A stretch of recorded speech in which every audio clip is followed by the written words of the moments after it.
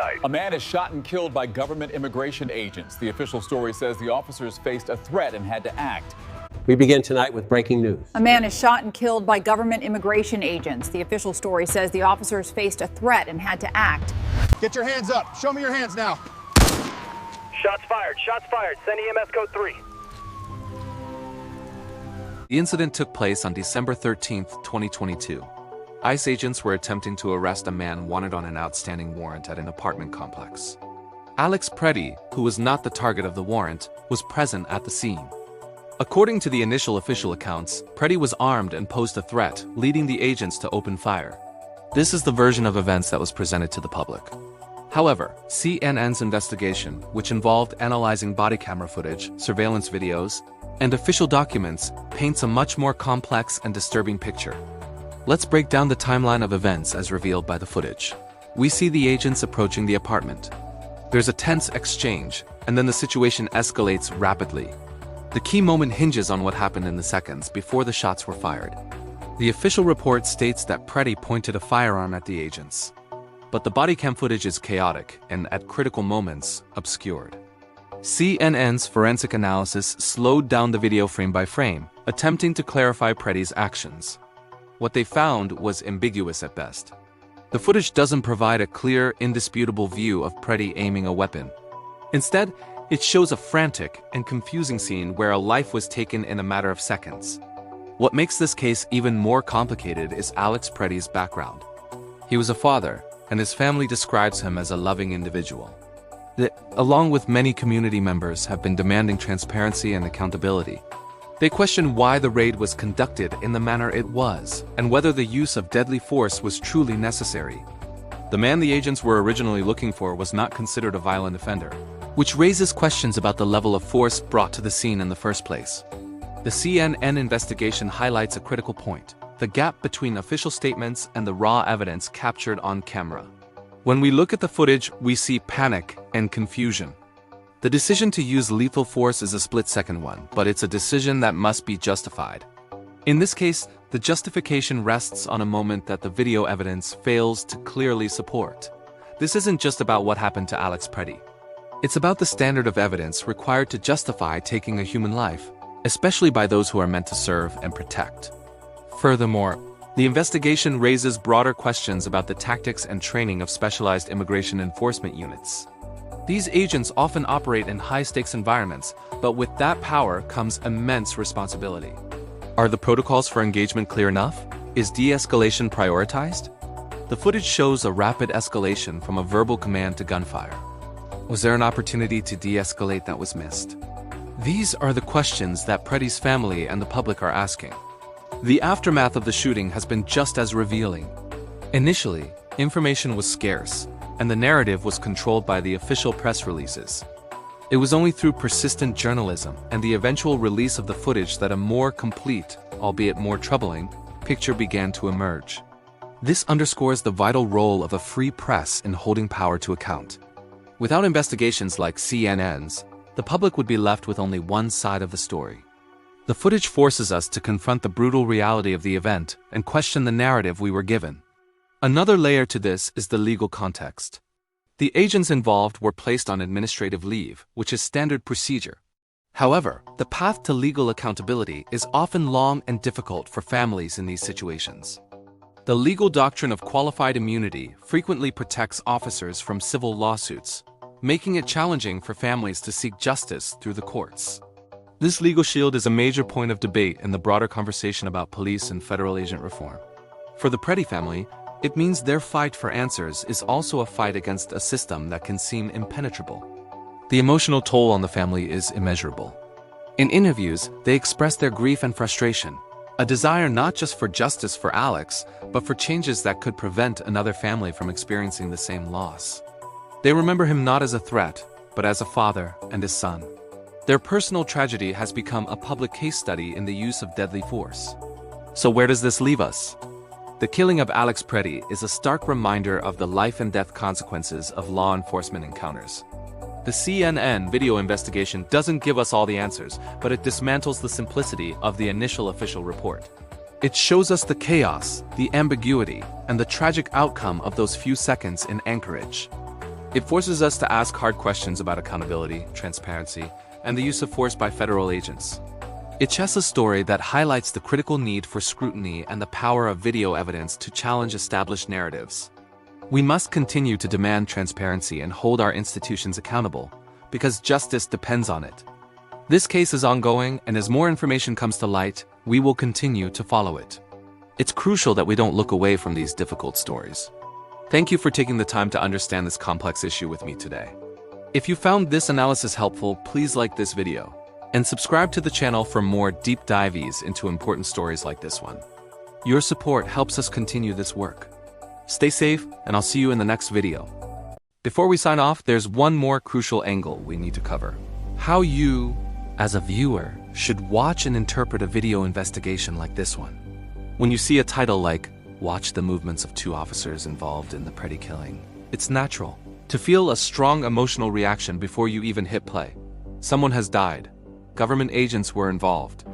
A major news outlet is breaking down their every move. But to truly understand what's happening, you have to watch in two ways at the same time, with your heart and with your head. With your heart, you recognize the human life at the center of this story, Alex Pretti and the family and friends who are grieving. You also recognize that the officers are human beings, operating in a high-pressure system. With your head, you slow down and ask, what can we actually see? What is clearly visible and what is not? Where does the video give us answers, and where does it only create more questions? Whenever you watch these kinds of reconstructions, pay close attention to a few key things. First, notice the timeline. How much time really passes between the first visible contact and the moment shots are fired?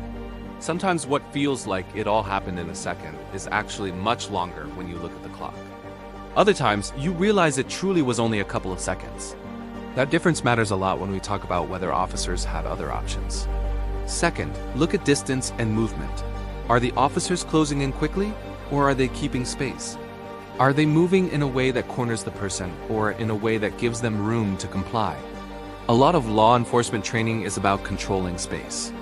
If you see officers stepping into a more dangerous position when they could have stayed back, that raises legitimate questions. Third, think about what the video doesn't show. You might not see the entire scene. You might not hear every word. You may not know what the officers were told before they arrived.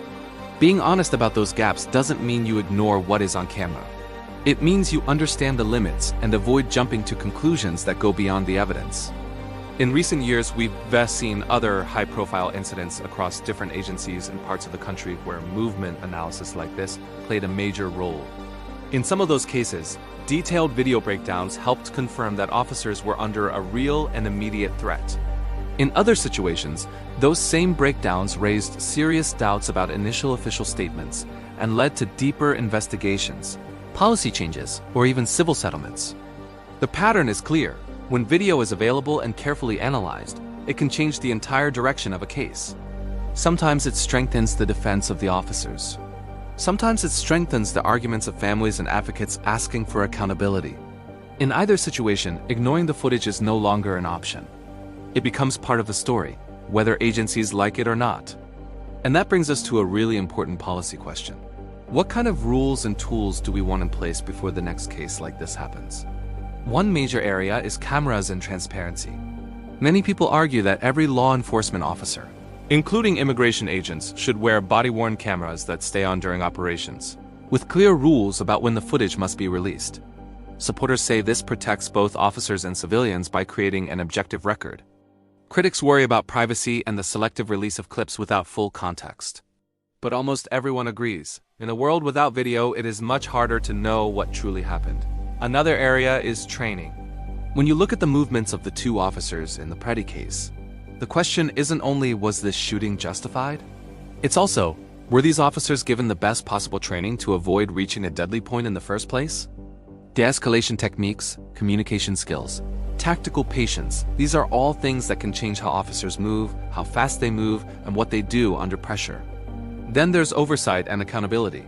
Who reviews cases like this? Is it just the same agency that employed the officers, or is there an independent body with real power to investigate?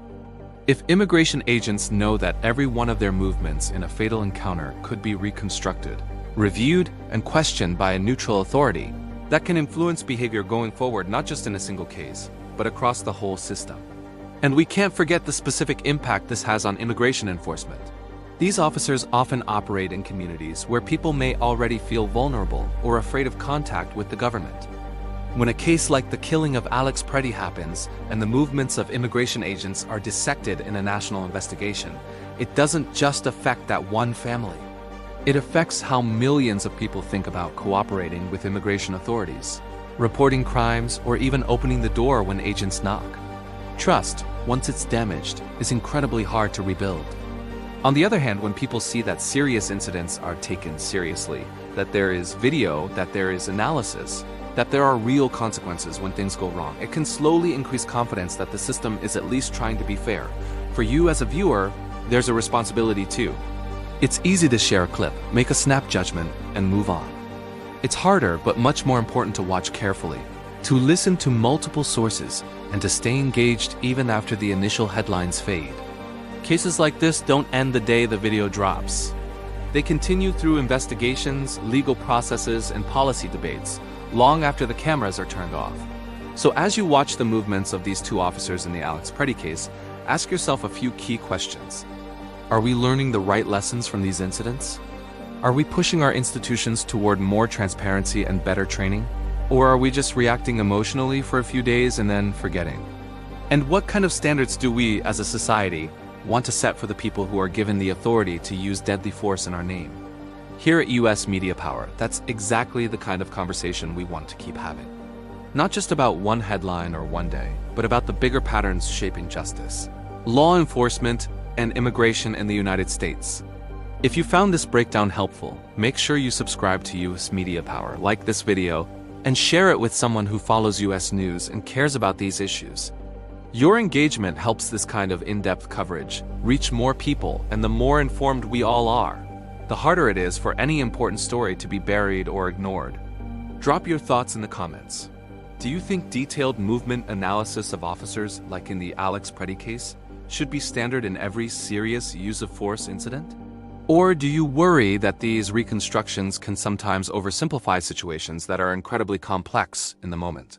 I'll be reading what you say, and we'll use your feedback to shape future videos on policing, immigration, and accountability in America. You're watching U.S. Media Power. Stay informed, stay critical, and stay safe. I'll see you in the next video.